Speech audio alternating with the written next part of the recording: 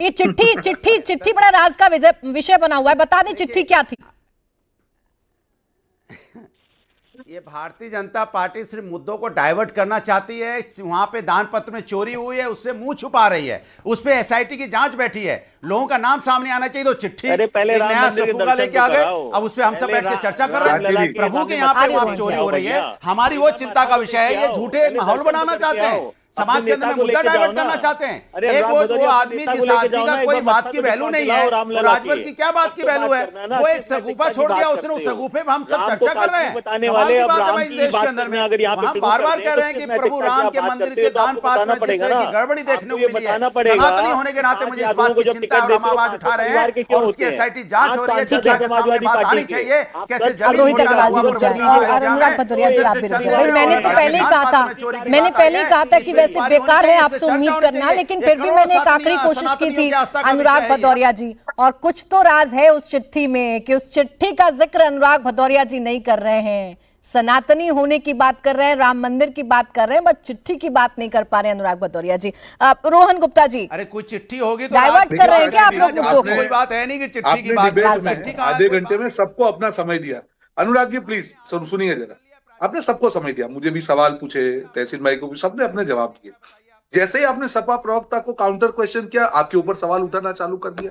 अरे आप अपने मुद्दे में दम रखिए ना, आप क्यों आपको सामने अटैक करना पड़ता है, क्यों आपको मुद्दा बदलना पड़ता है? क्योंकि आपके मुद्दे में नैरेटिव में दम नहीं है। अभी इन्होंने आप जैसे चिट्ठी की बात करें, अभी हमने पश्चिम बंगाल में अनुराग जी एक भतीजे की नाराजगी का नतीजा देखा है, उसके ऊपर जो पार्टी की नाराजगी थी। आपके वहां भी मेरा ध्यान रखिएगा, सपा में भी, कि भतीजे की नाराजगी का खामियाजा पार्टी को ना भुगतना पड़े, क्योंकि यहाँ पे बैठ के बोलने से कुछ नहीं होगा। आप जो चीजों को इग्नोर करते हैं, जो धरातल के कार्यकर्ता, आप भी धरातल के कार्यकर्ता है, आपको भी शायद इग्नोर किया जाता होगा।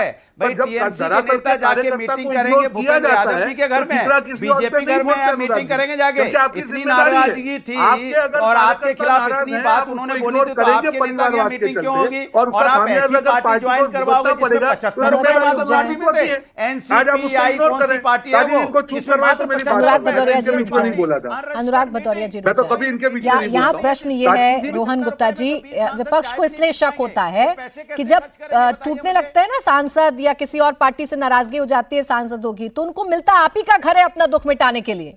दिक्कत ये है बस, दुख मिटाने की नहीं है। ऐसा क्या है आप लोगों के नेताओं के घर में कि दुख मिटाने के लिए विपक्षी दलों के नेता आपके यहाँ आते हैं?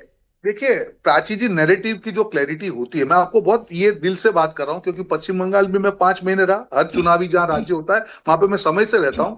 जब नैरेटिव की बात आती है तब बीजेपी जो है व्यक्तिगत फायदा नहीं देखती है, देश के लिए सबसे अच्छा क्या है। जब घुसपैठियों की बात प्राची जी हर डिबेट में हो रही थी, अरे घुसपैठ है तो मुद्दा नहीं है, तो मुझे बताइए कि वहां पे गाजीपुर बॉर्डर पे जब भाजपा चुन के आई, इतनी बड़ी लाइन किसकी लगी हुई थी? आप ये मुद्दे पे अगर राजनीति करेंगे तो जनता आपके साथ रह नहीं वाली है ना, क्योंकि घुसपैठिया किसी एक पार्टी का मुद्दा नहीं है। और जो भी पार्टी के, मैं आपको वापस एग्जांपल महाराष्ट्र का दे रहा हूं कि जब लोकसभा में उन्होंने अच्छा परफॉर्मेंस किया और 6 महीने के बाद में विधानसभा चुनाव में ऐसी काफी घटना हुई, ट्रिपल तलाक की हम बात करें, बांग्लादेश में हिंदुओं के हमले की बात करें, सब मुद्दे पे ये सब चुप रहे। जनता तो अपना विचार रोज बदलेगी ना, और जो इनके चुने हुए लोग हैं उनको भी मालूम है कि कल अगर जनता के सामने जाना है, मैं तो आपकी सारी बातें मानने को तैयार हूं रोहन गुप्ता जी। कैसे जाएंगे? मुझे आपने जितने सिंपल तरीके से इस मुद्दे को समझाया, मैं मानने को तैयार हूं कि हाँ ऐसे ही हुआ होगा जैसा आप बता रहे हैं, लेकिन ये नहीं बताया आपने कि ऐसा कौन सा आपके घरों में ऐसा कौन सा कमरा है या ऐसी कौन सी चीजें हैं कि दुख मिटाने के लिए सब आपके आते, कौन कंधा देता है भाई उनको?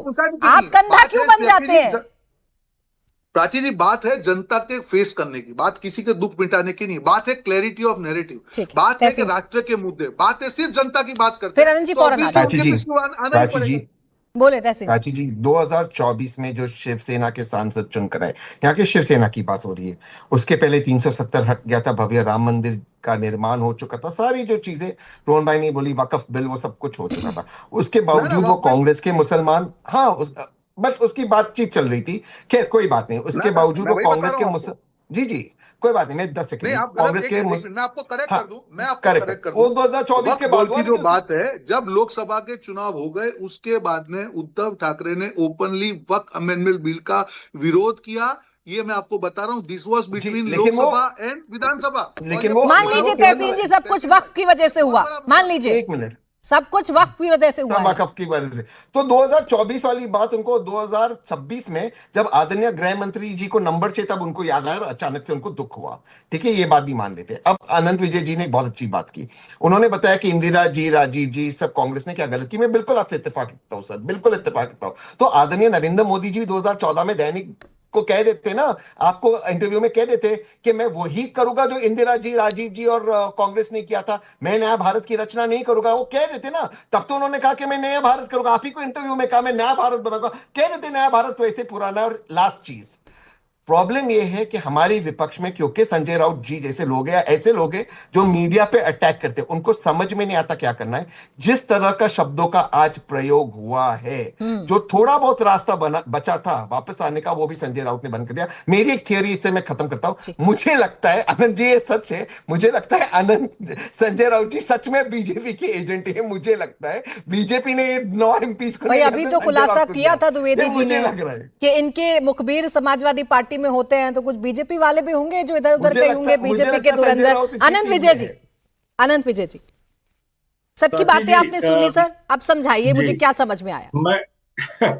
मैंने सबकी बातें सुनी। और तहसीन भाई ने, वही मैं कहता हूं ना तहसीन जी, जब आप क्रोध में होते हैं तो गड़बड़ाने लगते हैं थोड़ा।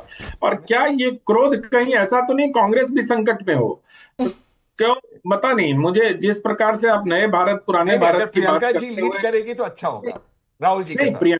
प्रियंका जी तो लीड करेंगे तो वो आपके लिए भी अच्छा होगा और कांग्रेस के लिए भी अच्छा होगा। मैं तो ये मानता हूँ इस बात राहुल को। जी भी अच्छा मैं वो दूसरी बात कह रहा हूँ। मैंने इसलिए नहीं कहा कि इंदिरा जी और राजीव जी और नेहरू जी ने ये किया तो नरेंद्र मोदी जी को ये करने का लाइसेंस मिल जाता है। मैंने बिल्कुल इसलिए नहीं कहा। और आप लोग जानते हैं कि 2 गलती मिलकर एक सच को जन्म नहीं दे सकती है। तो मैं सिर्फ इतना कहता हूं कि जो लोग नरेंद्र मोदी की नैतिकता के आधार पर आलोचना करते हैं, उनको अपने इतिहास देखना चाहिए। उनको नैतिक अधिकार नहीं है ये आलोचना करने का।